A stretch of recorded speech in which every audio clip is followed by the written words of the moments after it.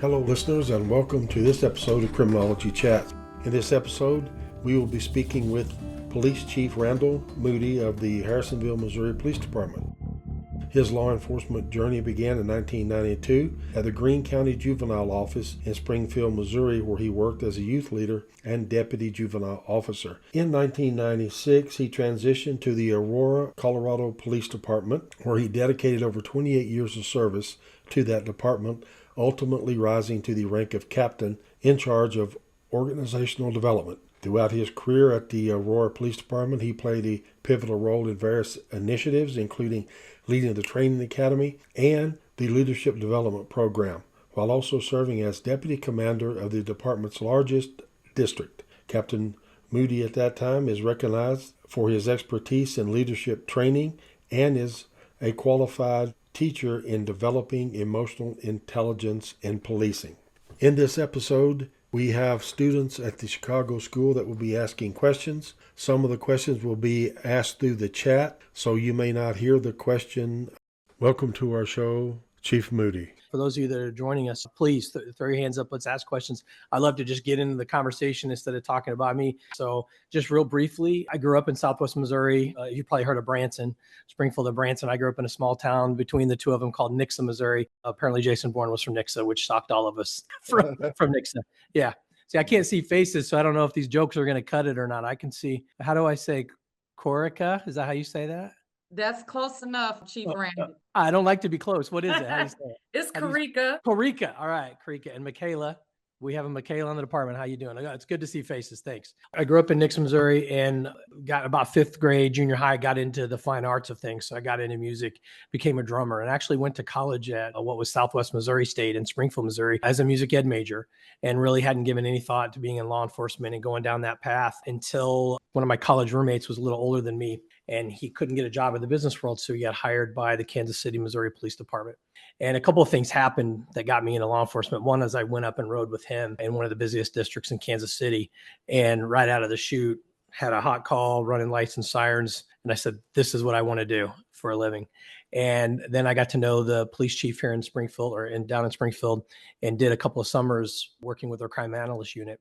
So I switched my major and graduated with a Bachelor of Social Work degree with minors in music ed and criminal justice, which is quite the hodgepodge of stuff. My dean once told me I could just sing to the prisoners. I don't sing anymore, so I don't take requests. So right out of college, I got hired by the Greene County Juvenile Office in Springfield, and I started out as a youth leader working with juveniles in detention, and they got promoted to a deputy juvenile officer, and then out to what we called the front office, where I actually worked cases. So we took a caseload with juveniles and did everything from bringing them in, questioning them about potential criminal activity. I thought it was a great program here in Missouri at the time. I think it is still pretty effective, while I haven't seen the stats in a long time. But I had everything from, I could put them on probation with me. I could put them on a formal probation with a formal probation officer. I could commit them to the state where they might go to a group home. There was all kinds of ranges of things in between here. And then the last option, and the one that, you hated to do, was you could get them certified to stand trial as an adult. And the last case I had was actually a young man who, along with his accomplice, assaulted his grandmother pretty badly. And we ended up getting him certified to stand trial as an adult. And he actually went to prison for quite a while. So it was an unfortunate situation, but we had the gamut of things that we could do with our youth. When I left there for Aurora, Colorado, so I actually applied in Denver and Aurora at the same time. Aurora, Colorado hired me. So I came out in 1996. I didn't know a soul. I didn't know anybody at the time. But once I started the academy and met friends, I have lifelong friends there now. And I had a blessed career. I worked there for 28 years before I retired as a captain to come out here as the chief of Harrisonville. And if you've got my bio there, you see I had lots of different assignments. I pretty much touched most of those, the corners of the agency. Aurora, a lot of people don't know, is a huge city. You've probably seen it a lot in the news in the last few years. Unfortunately, not all of it very positive, but 400,000 people in Aurora, and it's part of the Denver Aurora metropolitan area. Very diverse community. I think at one point it was the 11th most diverse in the country and the most diverse city in the state. 3 districts, 750 officers if we were fully staffed. So when I started looking for chief's jobs, I get hired by Harrisonville. Now, Harrisonville, Missouri is a small community just south of Kansas City, 10,000 people. So I went from 400,000 to 10,000 people, and we're not fully staffed, but if we were fully staffed, we would be at 28, and we're actually down to 19. So a lot of the problems that we have in the big cities, the small cities are having trouble hiring and retaining officers, and that still goes on. Chief Moody, tell us a little bit about Aurora, Colorado and policing there. Aurora certainly was an active place. I served on many boards and committees, worked my way up. I promoted pretty early on in my career, about 4 years in. And what was interesting, when I was a brand new sergeant, I supervised guys that had been on the job longer than I'd been on the planet, I like to say. And so there was a lot of experience. And when you talk about generational policing and understanding the different generations, it certainly was a thing back then, me being part of the younger generation. And now I'm part of the old generation as the new young workforce comes on. I saw one question there, was getting started a long process. Yeah, back then, I think I applied in the middle of 95. And because I had to travel out there, I traveled out there on 2 different occasions to do all the testing. Back then, we did all the testing at the hotel, the written test. And there was a couple thousand people lined up out the door around it. And now we can't get 200 people to take the test sometimes. And so my classmates and I always joke about how many people there were that was putting in. And then I had to go back out, do the physical testing and all of that. And then my academy started February 26th. I just passed 29 years from having started the academy. And then the academy back then was 20 weeks with a 14-week field training program.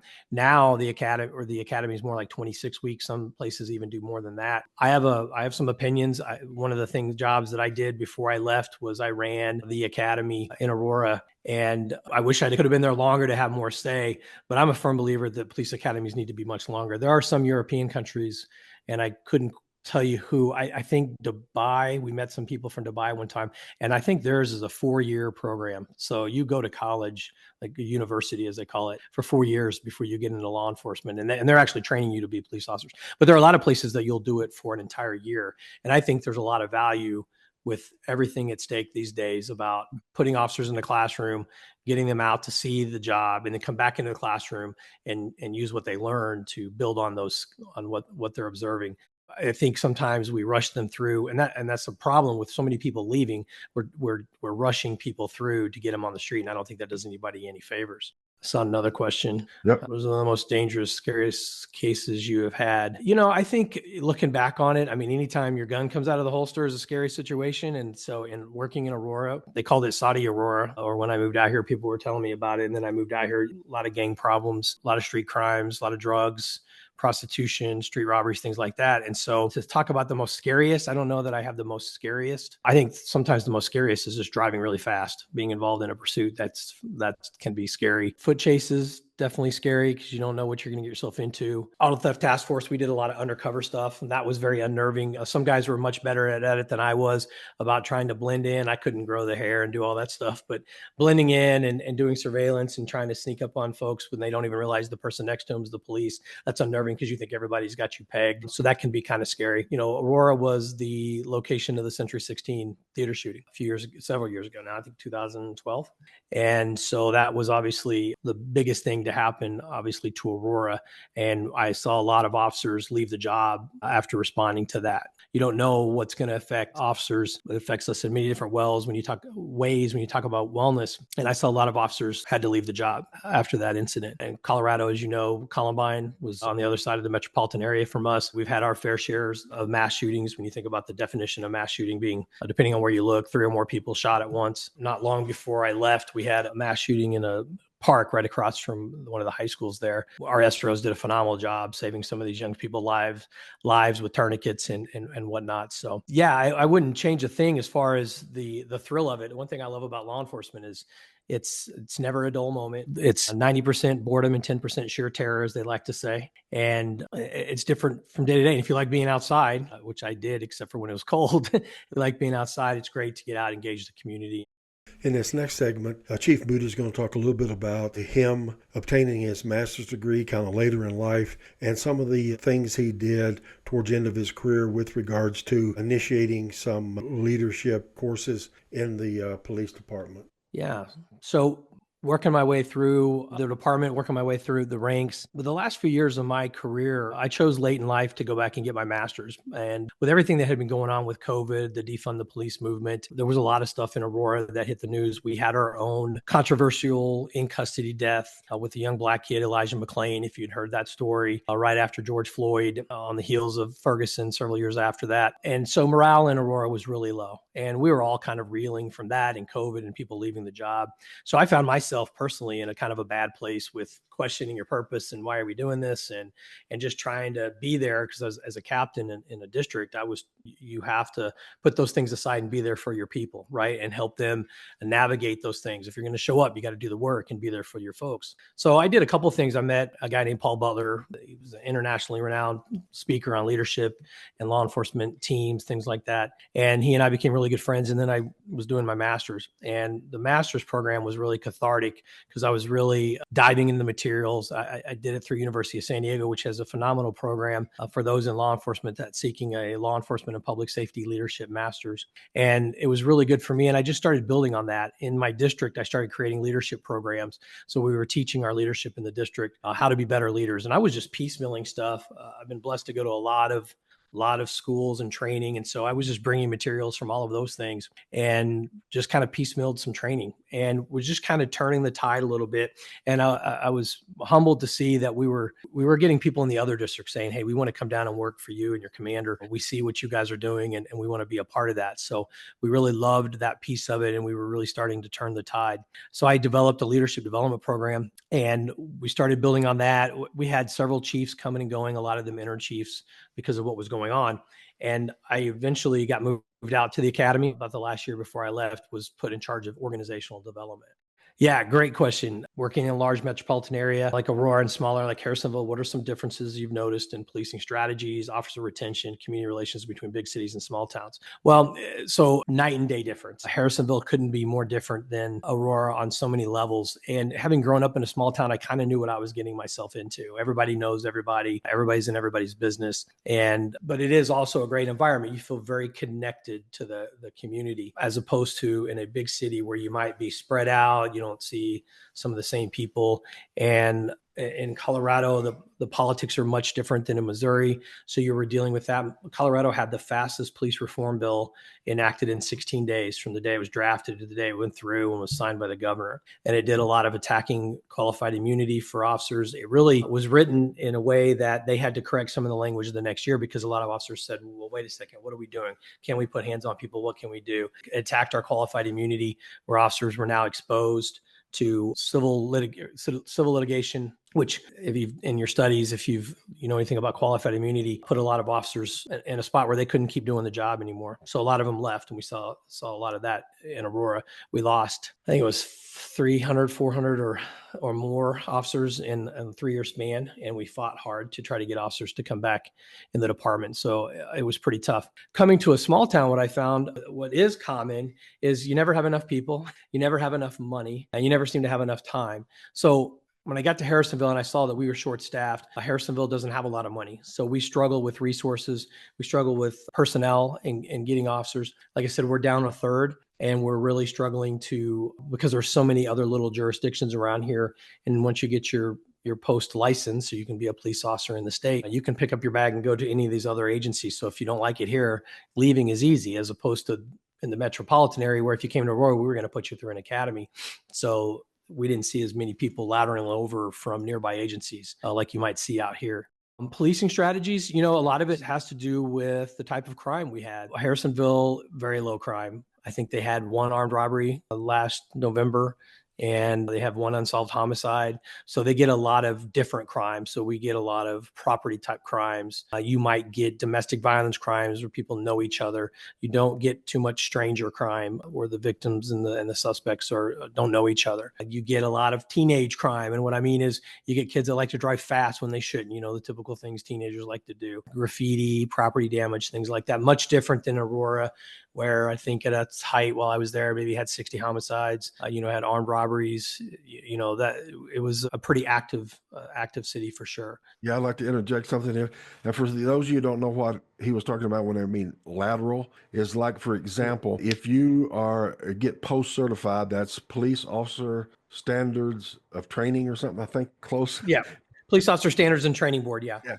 And if you get that certification and you pass that, say, in the state of Missouri, like he was saying, then you can go to work literally for probably any police department there because you have that post certification. Whereas if you went to post in Missouri, got that, and you came out here to Aurora and wanted to work, Aurora is going to put you through an academy, at least part of the academy, because they're going to accept your post, but they're going to want you to do things the Aurora police way. And the only way to do that is send you through their academy as a already post certified police officer, but you still have to go through their academy at some level. I don't know if there's a distinction between non-post and post laterals that transfer. So that's what he's talking about. So a lot of states allow you to work for any police department if you're post certified without any further academy training. And then you just do, like, you have a training officer, hopefully, that takes you through the things for that particular police department.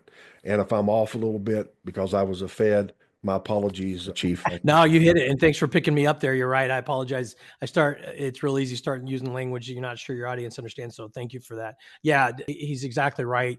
And different agencies will have different rules as well. You have to be certified by this. It's really no different than passing the bar exam. It's not as hard per se, but passing the bar exam or becoming a PhD or a medical doctor, if you will, getting that license. And that's what that is. You're getting a license to be a police officer in the state. And then each agency can have their requirements. Now, for Aurora, for example, in a lot of big cities, Denver, Kansas City here, they have their own academy. So they will hire you without any police license, and they will train you to get your post license. And then, you work for them. For example, for us, that's one challenge, is that we don't have an academy. Harrisonville is a small community. We don't have an academy, but the sheriff's office does. So what we do is we'll hire somebody with no experience, and then we'll sponsor them, which means we will pay for them to go through the academy.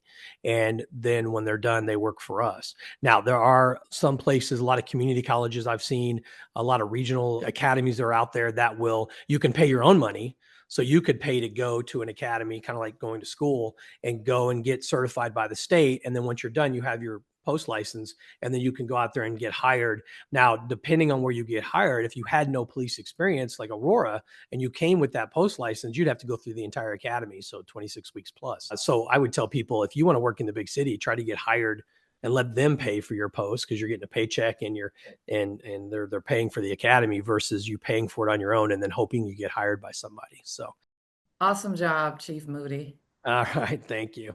Yeah. All right. So Josie B. Rock, I love it. Do you feel it would be better for individuals to get educational criminal justice or criminology before pursuing a position in law enforcement? Do you believe this will create more efficient police officers? It's a great question. And it's interesting because there's a lot of talk out there about, do you really need a criminal justice to be a law enforcement officer? You don't need criminal justice to be a police officer. I think it's beneficial. I think some of the best things coming out of that you need to get from college is being able to articulate yourself, being able to write, understanding those things, maturing. I'll talk a little bit about emotional intelligence in a minute, but understanding those things coming out of college. We have a lot of people that were in the private sector. Like I said earlier, my buddy who inspired me to be an officer got his degree in business. We've had people who were accountants, worked for cable companies, drove cars, delivered packages, and then would come be law enforcement and be great at it. I think some of the education, the best part is, depending on what you're wanting to do with your career, law enforcement is a profession. Some people will say it's not. I disagree. It is a profession. I am a lifelong learner in law enforcement. And I tell my followers, as I call them, as a leader, I tell them, you should always this isn't a 40-hour-a-week job. I subscribe to so many different professional newsletters. I've been to so much training. I'm constantly reading all these books that I have and trying to better my leadership skills, better my understanding of, certainly being a chief, understanding all the different ins and outs, and things change all the time. You go into a judge's chambers or an attorney, you see all those law books, and we're supposed to know all those things, and it's almost impossible. Well, it is impossible, but there's just so much to know that you never feel like you know enough. And if you adopt that mindset, you're going to be successful. As soon as you stop learning, I say you start dying in the profession, because you've got to stay on top of things. It's always changing. So again, to kind of answer that question, I think it's great to have that, but it's not a have to get in the profession and be successful. I think if you're going to move up in rank and understand that, and then help others, because that's the other thing too. I found that I came to Harrisonville, again, blessed to have a lot of experience. And I told the folks in Harrisonville when I got here and I was doing the interview processes that, you're not going to be 400,000 when I leave. You're not going to be the big city that I came from, because a lot of them was worried I was bringing, make Harrisonville the big city, which I kind of thought was funny. I said, but what I do bring is the future. And what I mean by that is what I have found in folks in Harrisonville, and I would tell them this, they've been in their bubble, if you will. Unless you get out and you see what's going on in law enforcement around the country, or if you're reading about it and understanding it, you can get stuck in your world and not see all of those things. I've seen that, and I've already had several instances where I'm able to bring my expertise in and say, well, let me tell you what's going to happen if we don't do this, because as we grow, these things are going to affect us. So it's important for us to make sure process is in place, accountability is in place. We have good equipment, we have good training, and all of those things are in place. So as we grow and get bigger, all those things that come to the bigger cities, it's going to be coming. So I want to get us prepared for that. And there's another question popped up there too. Oh, here we go. With the political tension growing this couple of years, how have you been able to prevent panic between the community and law enforcement? Great. Another great question. So, being in Aurora, like I said, when I moved to Colorado, it was politically a lot different than it is now. And there was a lot of panic, especially with our case with Elijah. And we had protests. A lot of that made the news. Some of it didn't. And it was very difficult. And it was also during a time, a lot of it was during COVID. So you didn't even have a lot of interaction with the community. But I've always taken the mindset, well, let me back up real quick. So in coming to Harrisonville and Missouri is a much different environment. They're very supportive of law enforcement. There are certainly pockets of, Jackson County and Kansas City has a very different political view on things than like even Cass County where I am at. But I take the approach of, I'm here to do a job. I try to stay above all of that. And I know it's not easy, but I think a lot of this is community engagement and conversation. I'll give you a prime example. If you paid attention or know anything about what happened in Ferguson, and you can actually find the after action report on Ferguson online. And a lot of what they talked about with Ferguson and the community is that there were no relations. There were no customer or community engagement or relationship with the police department. So when that event happened, that is not the time to try to get your stakeholders in the community, sit them down and talk about how you could work together, because that had already grown into a major controversy, and you can't put that back in the bottle, if you will. So for me, engaging the community, going out, having conversations, listening to the community. I said something when I was going through I first said it in my master's program on the discussion boards. And I said it again when I was going through the interview process to be a chief. And that was, a community has a right to say how they want to be policed. And they do that by, first of all, elections. They elect their legislators. They vote on funding. So they vote to fund police departments. They will hopefully engage the police department and say, we want you to do A, B, and C. They elect the prosecutors in most cases. They elect the people that certainly appoint judges in other cases.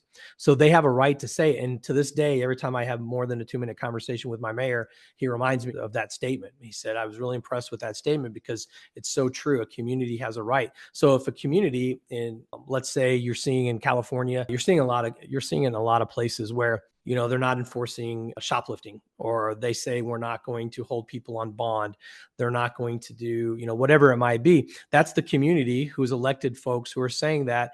And then the flip of that is that you see people who aren't happy with that. And then you'll see news reports where people are moving out because they said, I didn't want that. And maybe they were in the minority of voting and they lost, and didn't get their person in an office. And now you're seeing, people moving from one state to the next. You might see a lot of that in the news if you pay attention to that. So the people have a right to say how they want to be policed. And I think that's important. What are some of the morale issues that you are dealing with currently, and how are you addressing those issues? Yeah, somebody's been watching my time here. I've been here about 5 months, and when I got here, I walked into, let's just call it, a toxic environment. I did one-on-ones with everybody. I spent about 45 minutes to an hour, specifically just in the office, door closed, meeting with each one. And I heard a lot of stories. Let's just say they used a lot of words like anxiety, PTSD was actually used, stress, didn't feel supported, and a lot of it had to do with the prior leadership. And I'm not going to disparage my predecessor because I don't know all the details. I just can tell you what I walked into. Also, I had heard all the big city guys coming. What is this going to be like? Right. So there was a lot of angst about what they'd just gone through. As a matter of fact, I'll give you a prime example. During the interview process, I was walking through the station and shook the hands of some of the officers that I met. And one of them, the detective, asked me, "Are you going to be the kind of chief that lets us have some fun?" I thought, what does that mean? Well, it wasn't until I got hired I started to understand because of the stories I heard with my predecessor, and they just didn't feel like they could have fun doing the job, and they were stressed about that, and they didn't know who I was. So my first week there, first couple of weeks, I held a couple of meetings with the entire department, and that's easy to do. Did it in 2 different meetings, a small agency. And during the first one, I started, I told them a little bit about myself, and I said, "Does anybody have any questions?" And it's kind of silent, as it tends to be. Nobody was saying anything. And then one guy in the back of the room who reminds me of me when I was younger, he says, "They don't know you, man. They're not going to ask the questions, so we don't know who you are." And I thought, perfect, fair enough. I get it. I have to earn their trust and their respect. So I knew it was going to take some time. I can't just go in there and say, "Hey, respect me because I'm the chief." I don't believe in that. I knew it was going to take some time building on that. And once you do that, they were also complaining about pay and some of these other things. And if you look into leadership, and there's a study out there, and I forget the numbers, but there's a study out there that most people will leave a job because of poor leadership, poor supervision. They will go work for less money if the culture is better. And when I got here and I first started hearing about, we're not paid as much as so-and-so, or so-and-so is getting paid more than us, I told my leadership, when I told them about that, I said, "Look, this is their complaints." I said, "But I know as their leader that if I can build a culture, maybe one thing that I have control over, if I can build a culture that meets all of their needs, that noise about pay will soften." There'll still be people that complain about it, but if they're happy, that's not as loud. And so that's how I'm dealing with it. I'm doing it by building relationships. We talk about making sure everybody's voice is heard, from the newest officer to the one that's been there the longest, making sure I'm getting input from them. I created a anonymous suggestion box on SharePoint where they can scan the QR code and send something in anonymously to me. I've had Chiefs chat where I go in, and I've had a couple of meetings where it's just voluntary. You can come in, we'll just talk about whatever's going on. I hate email is the devil, but I try to send emails out to help better explain, because unfortunately that's oftentimes the only way you can get to everybody in a police department when they're working crazy shifts. So working on those morale issues by just letting them know that I support them. As a chief, have to be able to balance supporting the officers and at the same time making sure that the city is the number one priority, that you're looking out for the best interests of the city, I should say. So you have to have this, on a knife's edge, if you will, making sure that you're supporting the officers, giving them what they need, holding people accountable, doing all those things, and then still engaging the community. So thanks for that question. It's great. Is there some tips or values that we should live by when working in this field, or suggestions? Absolutely. And I will tell you, I learned this one late in my career, and I wish somebody would have taught me this many, many years ago. And that is emotional intelligence. I don't know if you can see the book. Daniel Goleman wrote Emotional Intelligence back in 1995, kind of considered the godfather of emotional intelligence. He tells you don't call him that. And he's got stuff all over YouTube.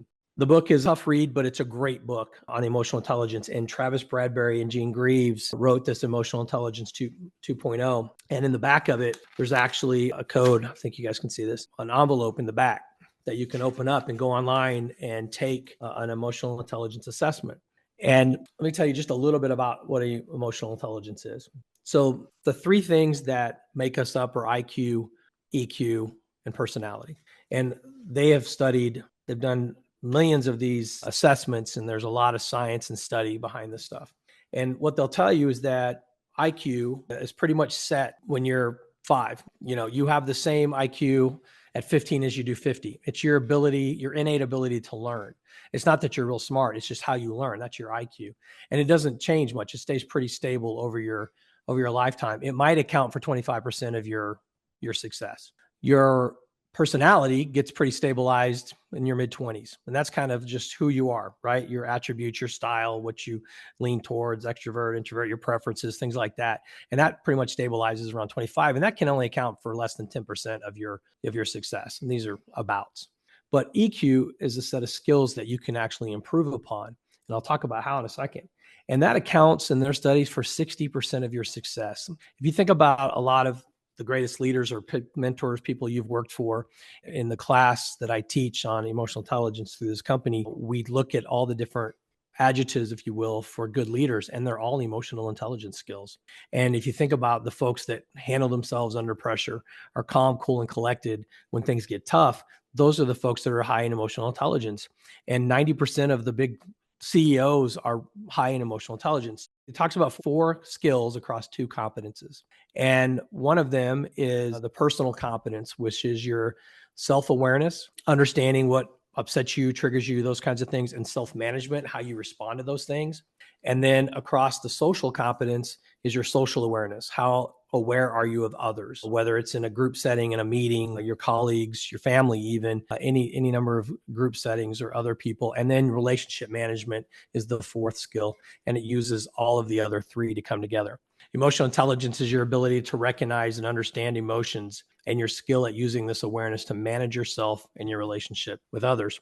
So again, this self-awareness, what's going on with me? And the thing about emotions, when you think back to the days of the caveman, when our ancestors were dealing with the dinosaurs and the saber-toothed tiger and all that stuff, you know, something scared you, you had to fight the fight, flight, or freeze. You're having an emotional response, and emotions manifest themselves in your body in physiological responses. So you can think about emotions being acute or chronic. What I mean by acute is, let's say there's a loud bang outside your door and you literally jump and you turn and maybe you gasp. You know, your body is reacting to that. You're having a real quick emotional response to what you heard, and you reacted however you reacted. You know, there's some YouTube videos going on all over the place where people are scaring each other on purpose, and you see people falling down or dropping whatever it is, and we all laugh, right? We think it's hilarious. That's having an immediate emotional response. In law enforcement, it could be, I'm racing lights and sirens. I'm about to kick a door, and I'm feeling my body, my breathing is getting heavy. I'm having an adrenaline dump. I'm getting tunnel vision. When we talk about emotions manifesting themselves and physiological responses, my heartbeat goes up. All of these things are happening. Then if you think about it chronically, it could be a lifetime of stress in law enforcement. You're constantly seeing dead people. You're constantly seeing families destroyed, kids abused, and this takes over. And then what happens? Well, we get old, we get fat, we live with cortisol in our systems, we're out of shape, we're stressed out, we have hypertension, all of these things, suicide. And so over the long term, it's killing us. And so again, recognizing and understanding what's happening to us, and then our ability to manage that to be successful. About 400 emotional experiences every day. And I would argue that law enforcement probably has more than that. But everything we touch, hear, feel, smell comes into the body and starts at the base of the brain, works its way to the base of the brain. And then it's going to work its way to the middle brain of the limbic system where your amygdala is. We feel it first. And that's why you jump, or, you know, when you're racing, or if you're in a situation you might have to fight, flight, or, you know, or we freeze, you're fighting a dinosaur, whatever it is, you're feeling it first. Well, then we evolved, and we want that emotion to get to our rational brain, and that's where we assign meaning to it. So if you jump because you hear a loud bang, and you jump and you look, you want to give your brain enough time for that, whatever that was, to get to your frontal cortex for you to figure it out. What happened and what should be my response? So family member jumps out at you behind the couch.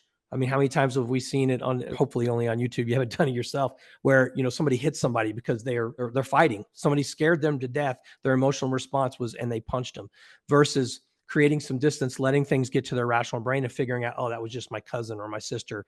Good thing I didn't hit them. So we assign meaning to it. And where emotional intelligence lives is this conversation between the rational brain and the limbic system. The other great example I love to give is, you get a curt email from somebody, and how many of you start typing real fast, like, I'm going to write this, oh, he's going to get this coming. And then, you know, before you stop to think about it, it's always good to have a friend. I had a buddy of mine, hey, Bob, come read this email. Think I should send it? Not if you want to keep yourself employed. So it's good to have a support system. So to show the trigger model here, you have the trigger event. And this could be an even more emotional event. It could be, for somebody who, for example, a war or combat veteran who might be triggered by loud sounds, could be somebody involved in domestic abuse who's triggered by somebody raising their hand. It could be a child. It could be any number of things. And you have this trigger event, whatever it is, and then you have this emotional reaction, and you're going to feel it first. Now, if you go across the bottom here where it says acting without thinking, unfortunately, this usually always has negative results. Whether it's you punched the person who jumped out from behind the couch, maybe that was a good thing if it really was a bad guy, but oftentimes it's not. And I tell you, when we talk to law enforcement and teach this class, there's enough videos out there where you'll see officers lose their mind, and something is clearly going on with this officer where something happens and they are just yelling. Or we've seen it where you see excessive force and they are just having this emotional reaction, and they have never thought about this and they don't know what's going on, and they're literally out of control. And sometimes you can talk to the officers later and they don't even know what they did. They're just taken over by this amygdala. We call it an amygdala hijack. But if you go to the top here and you see these arrow back and forth between emotional reaction and self-talk, this is where that emotional intelligence is. And that's that self-talk to say, what was that loud bang? Okay, I don't want to do anything crazy. Oh, that was a car backfiring. Okay, I don't need to do anything. And if you're and then you hope that your actions will be a positive result. So you didn't need to go do anything. You didn't need to pull your gun, shoot in that direction for our purposes here. No, it was a car backfiring and we responded appropriately.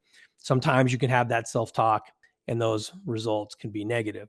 So again, it's that understanding, recognizing and understanding those emotions, and then managing our response to that.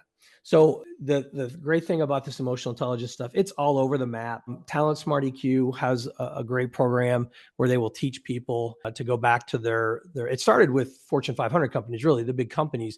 And now they have a law enforcement and military branch, and Dr. Greg Campbell oversees that. And if you go to talentsmarteq.com, you can learn a lot more about it.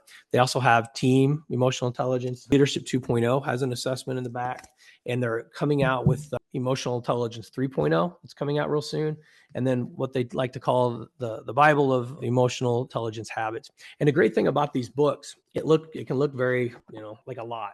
But the great thing about especially this 2.0 book is that there's a couple of chapters up front, real simple reads, and then the rest of it, 66 strategies across the 4 skills. And so ideally, this just sits on your shelf. And in the class, we will actually work you through a program, and you'll leave there with a plan to get better. But this, you can just pull it down. You say, you know what? I need to get better at my self-awareness. So I'm going to look at this strategy and I'm going to lean into my discomfort. And then I'm going to learn what that is. And then you can work on that. So that question about the tips, when I was a young sergeant, young officer, I had a lot of poor leadership in my career. And I stand by that statement. But I could have reacted to a lot of things much better than I did. I would get very emotional about things. I even threw paper at a lieutenant one time. I'd raise my voice. I'd do these things that I wish I had been better at my emotional intelligence. It's also what I like to call the next officer survival. And because when I got into this job, most officers were concerned about being shot and killed. And while that still sits in the back of your head, which isn't a bad thing, it keeps us on our toes. Now the fear is being on YouTube. Now the fear is being indicted. Now the fear is going to prison. And a lot of that, we need to understand this better. So we're not using excessive force. So we're not saying the things we shouldn't be saying and letting our emotions get over on us and put us in a position where maybe that's not us, but our emotions got the better of us. And when you understand this stuff, I think it sets the stage for so much improvement. And again, EQ is a set of skills you can improve. When we were teaching this class, I've taught over 100 cops in Aurora. We were teaching it to all our patrol officers. I had these big, tough SWAT guys and these officers come up and say, not only will that make me a better cop, it's going to make me a better husband, a better wife, a better spouse, better parent. And to me, that's the win, because if you can get all of that and improve on all that, that's where we want to be. We want to be helping people, and it makes us better officers. Can you explain where law falls into forensic psychology, if any, what the job is, what you do? And even though it's not your field, I just feel like law is in it a little bit, and I'm a little curious about it because that's what I plan to do in my future. Oh, that's awesome. Yeah, you're right. It's a little out of my lane. Now, are you thinking like criminal profiler type stuff? Yeah. Yeah. So I think understanding the law to some degree, I think absolutely helps. I think while I can't speak to it, so because I'm not a forensic psychologist, I certainly think understanding the law makes you more well-rounded. I think certainly understanding Gosh, I'm trying to think of a good example why somebody might be committing certain crimes, understanding now, while every jurisdiction might have different elements for different crimes, they're pretty much there's a similar foundation. Ag assault is usually assault with a deadly weapon, no matter where you go. Homicide, murder is murder. Travis Bradbury and Gene Greaves. If you go to the Talent Smart website, you can find all of those as well. And then the big one here was emotional intelligence habits. So, Chief Moody, we got a question for you here. Do you think it's important for law enforcement to receive training on how to respond to individuals with mental illness crisis? Yes, absolutely. But to say that, I wholeheartedly believe that we should not be responding to most of those cases. A lot of those cases are not law enforcement cases. In Aurora, one of the things that I was proud of, I supervised the crisis response team for a little bit. I can't take any of the credit for developing it. I just supervised it for a while. So I got some insight into that program. And that was our co-responder mental health. So you had counselors riding with police officers, and their job was primarily to go to those mental health calls and bring the counselor to the scene. And this was early on when this was really starting to happen across the country. We found a lot of success. And one of the things that our group did, our CRT, they also would do follow-ups. So while we had a very small group in a very big city, they got worked. And so what they would also do is officers went out and found somebody that might need some follow-up. They would pass that name and information on to our crisis response team, who could do follow-up, find other resources. Now, by the time I left Aurora, they had a great layered approach to responding to calls for people in mental crisis. First of all, dispatch could take that call, contact a supervisor, try to decide if that was something law enforcement needed to go to. So if you had an immediate safety issue, then it might just be police officers racing there to help whatever the situation and get it to a safe spot. Because unfortunately, the reality is you will have cases where no counselor is going to help them. And if you know about these kinds of calls, when somebody is in an immediate crisis, oftentimes a counselor may not fix it. And officers have to go in and make sure everybody's safe, make the scene safe before counselors can come in and have that conversation. In Harrisonville, they have a 988 line that they have that we can refer people to this. So the first step is, are we just referring these people to something else and we're not even going? The next one might be, it's so bad we have to just send police. We're not going to send counselors and put them in harm's way. Then the next layer might be the co-response with the counselor and the police officer. Then the next layer was a mobile response team where they had an ambulance, a paramedic, a counselor. There was no law enforcement. So if it was appropriate for them, they would go out and make contact with somebody and work with them that way. So I think it's important to have that layered approach. I think also too, law enforcement is doing more and more of this kind of training. You might have heard of CIT, crisis intervention training. You might have heard of verbal judo, which was kind of its ancestor, and it was all about teaching officers how to talk to people. And so verbal judo was kind of the first layer there. And then crisis intervention training. We in Aurora actually hired a company that their whole job was to do acting for law enforcement training, Two Penny Productions. So they would come in and act out people in mental crisis, and then we would do scenario training with them, try to de-escalate the situation, learn how to talk to them, and they would respond based on what we said and how we acted. The next to that is ICAT, integrating communication assessment and tactics. To be honest with you, I never went through the CIT training itself, but I was familiar with it. But those that had actually been immersed and gone through both, the ICAT training actually took CIT to the next level because it actually integrated our tactics. It helped reinforce keeping distance, using time on your side, not rushing into anything, because oftentimes if we rush into something, it makes it worse. So it was integrating those tactics. And there's a professional group called PERF, Police Executive Research Forum. It's a national group. They run a center for ICAT training, like a movie set. If you go and look it up online, they have like streets, they have a grocery store, they have an office, and they will put the officers through the training on how to handle mental health crisis in what feels like real life scenarios. And then they send you back to teach the officers the training. So that was a really long way of saying, yes, they absolutely should have it. But I also think we need to do better of understanding our lane. So we have one more question, Chief Moody, which, well, I don't know about one, but we have one question in there, and it says, do law enforcement go through a mental health background before being hired? Yes. So we go through we have to speak to the psychologist. It's changed over the years. We when I went through, I feel like it's the Myers-Briggs. We went through a couple of, the 100 question, if you've been through those, the 100 questions assessment, and then you go speak to a psychologist or a counselor. That's the MPI probably. Thank you. Yes, the MPI. You do that, and I even had to do that to be chief. I had to do two. I think one was 100 questions, and the other one was, I feel like, 200 questions. And so you do, and now some states, and Missouri is one of them, and some departments, even if your state's not mandating it, will mandate it.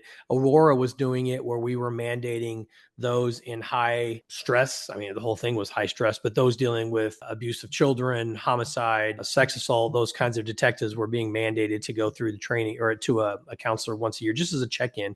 And then Missouri mandates it that first responders go through a check-in. It's much needed. And I can tell you, as leaders, it's incumbent upon us to be paying attention and watching out for our people. A lot of departments are doing some great things with wellness programs. Not only is it important to go through the background to make sure we're okay before we get on, but this job changes you. It really does. And we're always giving tips to new officers on how to keep it from changing you, but it can change you if you let it. And so it's important for us to be monitoring that their whole career. One thing that I'd like to interject is I worked undercover for almost 12 years. And when I did the psychological testing to be an undercover officer, you know what the results came back? That I was not suitable for undercover work. But I spent a total of 12 years working undercover, and some of the most dangerous times was during that time. And I also made several large drug busts. I just wanted to throw that little tidbit out there. So I love it. Yes, I'm over here and I applied for the Detroit Police Department in October of last year. And so I'm going through the hiring process right now. Yeah, that's awesome. I actually have a guy in Aurora that came from Detroit and came to Aurora many years ago, and he's still there. I like the fact that you mentioned stay in your lane, because I'm studying to become a clinician for clinical mental health. And so I applied for the Detroit Police Department thinking like, okay, I'm going to go in and learn from my fellow, officers and Yeah. superiors, and also take in the expertise that I learned as a clinician. And so what I am finding out is two different departments for that. Like, an officer is an officer and they're there to protect and serve. And then you have, like you mentioned, counselor can ride along, but they're like two different positions or two different services that they offer. And I got a little discouraged finding that out. But anyways, I'm accepting it and just trying to digest that. Yeah. So do you want to be an officer, or you want to be the counselor? I want to be an officer, but I want to continue my education as a clinician as well. Oh, yeah. You can absolutely do that. I will tell you, and obviously I don't know you. And so, but I'll give you my two bits of advice, is that because I've seen people come in with that counselor mindset. I'll give you another example. We had a guy who was a deacon in his church. Great young man. Couldn't see the bad in people, and didn't make it through field training because he wasn't observant enough, or didn't allow himself to be observant enough to think, oh, that person's not going to hurt me. Why would he hurt me? I'm the police. I'm a nice guy, right? And so the thing about law enforcement is you have to be prepared for anything. There's this debate, if you will, between being a guardian and a warrior in law enforcement, right? And where it comes from is that, historically, when you saw recruitment videos, you would see, and you still see it, some of it today, but SWAT cops jumping out of helicopters, which we don't have helicopters to jump out of, but all this fancy high speed stuff, right? And now a lot of recruitment videos are shaking hands, more community engagement and those kinds of things. But I don't want officers to lose sight of the fact that when somebody shoots up a theater, you're the one rushing in. When there's a terrorist attack, you're going to be there before the military is ever there. So you have to be able to do both. And that is really hard for folks to know, that I have to be able to switch it on. And now's not the time to be a counselor. Now's the time to run towards the gunfire, because there's no amount of counseling that's going to stop that guy right now while they're doing it. There might be time later, and that's an absolutely fantastic skill to have. But you just have to do a lot of self-talk and go, what am I willing to do? What am I capable of doing? Because I don't want to see anybody put themselves in a position where they fail. And I certainly don't want to see themselves get themselves in a position where they get themselves hurt. If that makes sense. I hope that is making sense. Makes perfect sense. I really Okay. appreciate you elaborating on that because I was struggling. Yeah, I mean, I joked around with somebody. They didn't appreciate when I said this, but I'll still say, because I got my bachelor of social work degree, and I kind of joked that this job has a way of beating that out of you. And I don't mean it in a good way. I mean it in a way that means you get jaded. You start to lose hope in mankind. You start to lose faith. I remember arresting a guy on a burglary charge.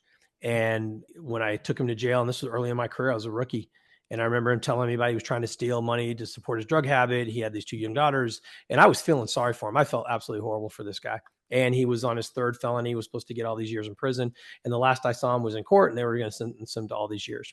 A couple years later, I see him on the news where he had disguised himself as a Comcast cable guy, went in and raped an elderly woman. And I saw that on the news, and it was one of the few guys I ever recognized after I saw him years ago.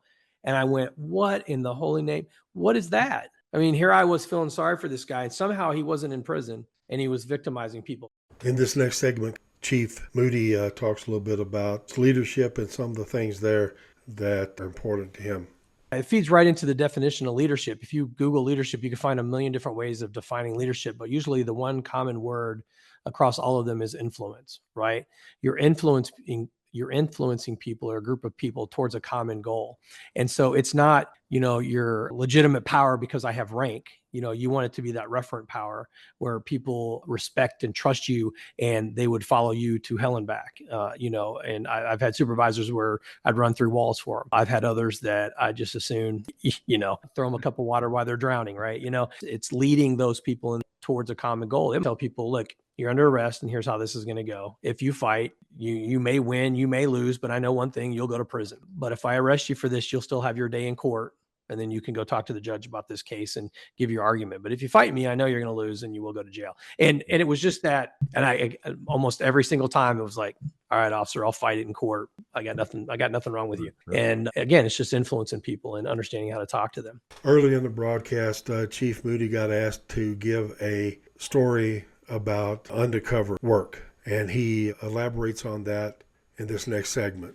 Now, I did get a question about undercover stories. My unit, I said undercover, it was more covert, and when I say that, I mean, it's not like you see on TV. We weren't necessarily buying dope and riding with the Hells Angels, but our unit was a multi-jurisdiction task force, and it was led by our agency, and I was the first sergeant for the first group.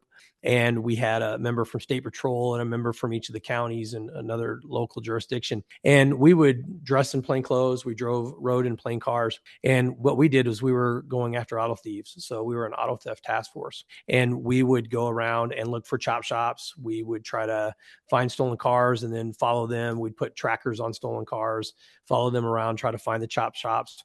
And we were focused on major criminal organizations. And one of the big cases we worked on was a group of folks. They were stealing the big Ford trucks, and they would go around and steal property. And we found several storage units full of stolen property, and they were trading stolen property for drugs and guns. And then they would load up those trucks and drive them down across the border. And you might have heard of RICO, which is the Racketeering, help me out, Jerry, Crime Act. Something corruption. Organized crime. But in Colorado, they had COCA, which is the Colorado Organized Crime Act. So it was the state version of that. And we did a big COCA case on that group and sent several people to prison over that. So that was the funnest time in my life on the job as far as being out in the street and being proactive. We went all over the place and got to surveil a lot of bad guys. So, and you would get out. There were plenty of times where, you might have somebody go into a mall. And so we would get out and we just kind of blend in with everybody else. And you might be literally 2 rows over from where they are in the store, and they don't know you're the police, and you're relaying back to the team where they are. And so we can stay on them. So good times. We hope you found this episode engaging and insightful. Special thanks to Chief Moody for joining us today. If you want to learn more about emotional intelligence, go to www.talentsmarteq.com. That's TALENTSMARTEQ.com. To take the emotional intelligence test Chief Moody mentioned in this episode, go to www.talentsmarteq.com/test/. Daniel Goleman The author mentioned by Chief Moody in this episode spells his last name Goleman. His original book and his latest edition, 2.0, regarding emotional intelligence, are both available on Amazon. We welcome your comments, suggestions, and requests. Please send them to crimpodcast@thechicagoschool.edu. Visit our website at criminologychats.podbean.com.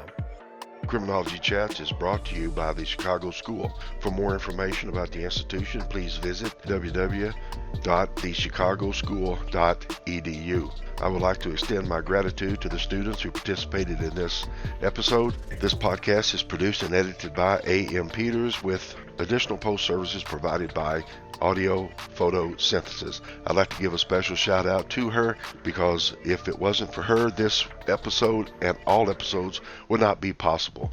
So thank you so much, Amy. I'm J.R. Rainbolt, your host, and I eagerly anticipate you listening to our next episode.